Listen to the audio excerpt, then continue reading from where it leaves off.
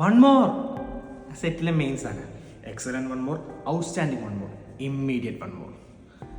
അങ്ങനെ ആ സീനിയർ ആർട്ടിസ്റ്റിൻ്റെ OTSൽ എൻ്റെ രണ്ടാമത്തെ ടേക്ക് അവരെടുത്ത് തീർത്തു. പിന്നെ 1.5 മാസം ആ സെറ്റിൽ. പിന്നെ കുറേ ഓഡീഷൻസ് അറ്റൻഡ് ചെയ്തു. ചിലതൊക്കെ കിട്ടി, വലിയ കാര്യമൊന്നും ഉണ്ടായില്ല.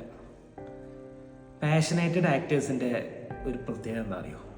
ഏതെങ്കിലും ഒരു ഫോൺ കോൾ അല്ലെങ്കിൽ പിന്നിൽ നിന്നൊരു വിളി, അത് ചിലപ്പോൾ മിറാക്കിൾ സൃഷ്ടിക്കാം.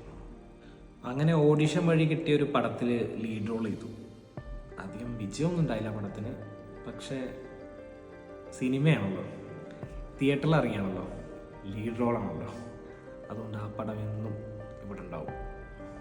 ആസ്പയറിംഗ് ആക്ടേഴ്സിൻ്റെ സിനിമയിൽ കയറാനുള്ള അടുത്ത വഴി പൈസ കൊടുത്ത് റോൾ നേടുക. നമുക്ക് സിനിമയോടുള്ള പ്രണയം ഉണ്ടല്ലോ, അത് സിമ്പിളായിട്ട് മുതലെടുക്കുക ചെയ്യേണ്ടത്. 5 ലക്ഷം കൊടുത്തു കഴിഞ്ഞാൽ നായകൻ്റെ അനിയനായിട്ടുള്ള റോള്